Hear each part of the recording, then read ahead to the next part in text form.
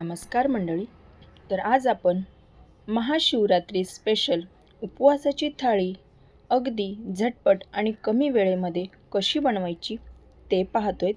तर त्यासाठी तुम्हाला कसलीच पूर्वतयारी करायची गरज नाही. आणि विशेष म्हणजे कधीकधी आपण साबुदाणा भिजवत घालायचं विसरून जातो.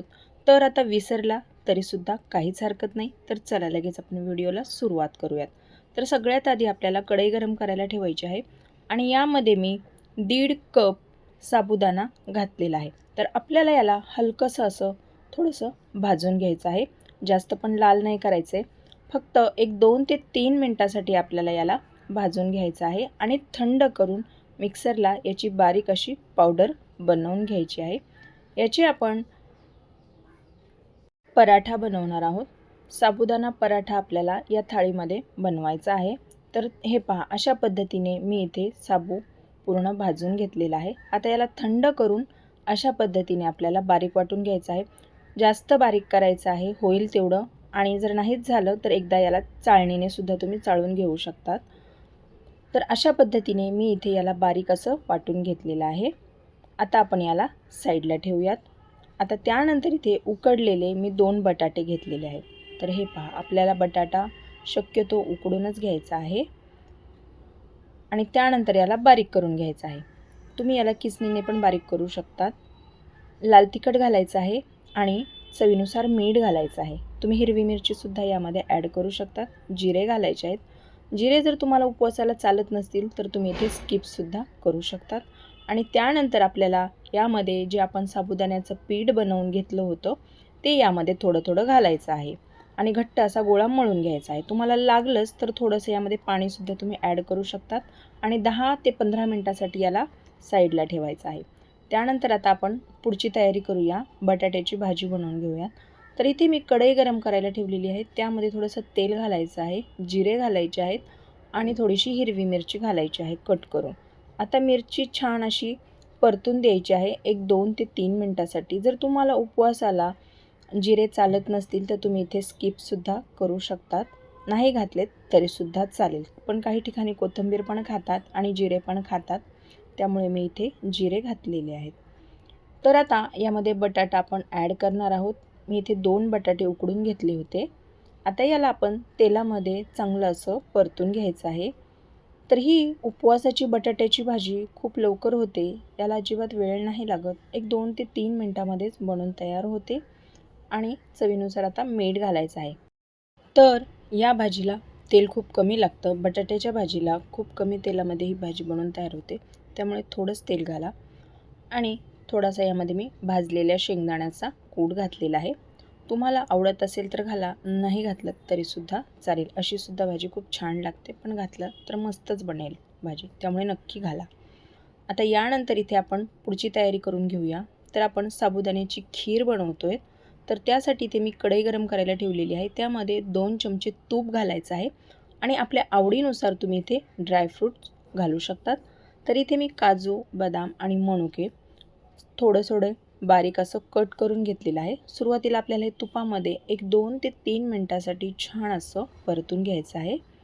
आणि त्यानंतर इथे मी पोहे खाण्याचा 2 चमचे बारीक किसलेलं खोबरं घातलेलं आहे.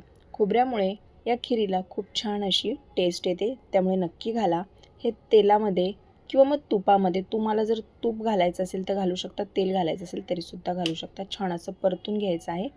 अर्धी वाटी मी इथे साबुदाणा घेतलेला आहे. भिजलेला साबुदाणा पाहिजे आहे आपल्याला. तर हा भिजलेला साबुदाणा घ्यायचा आणि यामध्ये आपल्याला ॲड करायचा आहे. आणि हा साबूसुद्धा आपल्याला या तुपामध्ये छान असा परतून घ्यायचा आहे. एक 2 ते 3 मिनटासाठी या साबुदाण्याला आपण छान असं परतून घेणार आहोत तुपामध्ये. आणि त्यानंतर इथे गरम दूध आपल्याला घालायचं आहे. तर दूध घालताना शक्यतो गरमच घाला, असं कच्चं दूध घालू नका. उकळलेलं दूध किंवा तापवलेलं दूधच यामध्ये घाला, त्यामुळे खिरीला टेस्ट खूप छान येते. आता याला आपण एक उकळी काढून घेऊया आणि थोडीशी यामध्ये वेलची पूड घालायची आहे. वेलची पूड घातल्यामुळे खीर खूप छान अशी टेस्टी बनते. आता याला छान अशी उकळी काढून घ्यायची आहे. आपण साखर सगळ्यात शेवटी घालणार आहोत. सुरुवातीला साखर कधीच घालायची नाही, नाहीतर काय होतं, खीर ही चिकट बनते. त्यामुळे शक्यतो साखर घालतानाही खीर उकळल्यानंतर सगळ्यात शेवटीच साखर घालायची. तर हे पहा, मस्त आपली खीर बनवून तयार झालेली आहे. आपली साखर घालायची राहिलेली आहे. आता ही थोडीशी शिजली, उकळली की आपण यामध्ये साखर ॲड करणार आहोत. तर तुम्हाला किती घट्ट पातळ हवी आहे त्यानुसार तुम्ही इथे दुधाचं प्रमाण कमी जास्त नक्कीच करू शकतात. याला चांगली अशी उकळी काढून घ्यायची आहे. हे पहा, मस्त अशी उकळी आलेली आहे. आता आपण यामध्ये साखर ॲड करणार आहोत. तर इथे मी आता साखर घातलेली आहे. साखर घातल्यानंतर याला एक 5 मिनिटासाठी आपण शिजून देणार आहोत. तर ही खीर खूप झटपट आणि लवकर होते, अजिबात याला वेळ लागत नाही. तर हे पहा, तयार झालेली आहे आपली साबुदाणा खीर. तर आता आपण याला साईडला ठेवूया. आता आपण पराठे बनवून घेऊया. तर मी असे गोळे बनवून घेतलेले आहेत आणि याला तुम्हाला हव्या त्या आकारात तुम्ही याला लाटून घेऊ शकतात किंवा मग तुम्ही थापूनही कपड्यावर घेऊ शकतात. तर मी आता याला लाटून घेते आहे. तर हे पहा, अशा पद्धतीने मी छोटे छोटे इथे लाटून घेतलेले आहेत. आता आपण याला छान असं भाजून घेऊयात. तर कमी गॅसवरती आधी तव्याला छान असं खालून तेल किंवा तूप लावून घ्यायचं आणि कमी गॅसवरती हे पराठे आपल्याला भाजून घ्यायचे आहेत. तर हे पहा, अशा पद्धतीने मी सर्व पराठे इथे भाजून घेत आहे. तुम्ही पाहू शकता, याला मस्त असं दाबून दाबून आपल्याला लाल होईपर्यंत छान असा हा पराठा भाजून घ्यायचा आहे. तर मंडळी, हे पहा, आपले सर्व पराठे भाजून झालेले आहेत आणि मी इथे थाळीसुद्धा बनवून घेतलेली आहे.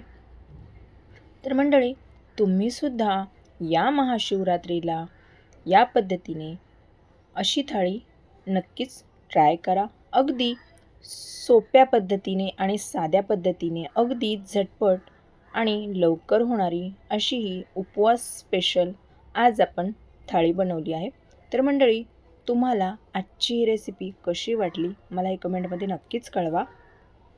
व्हिडिओ जर आवडला असेल तर व्हिडिओला एक लाईक नक्की करा आणि जर तुम्ही चॅनलवरती नवीन असाल आणि अजूनही चॅनलला सबस्क्राईब केले नसेल तर पटकन सबस्क्राईब करून घ्या. आणि तुम्ही हा आपला व्हिडिओ जर फेसबुक पेजवरून पाहत असाल तर पेजला फॉलो नक्की करा. तर चला, पुन्हा भेटूया अशाच एका तुमच्याच आवडत्या नवीन रेसिपीसोबत. तोपर्यंत धन्यवाद.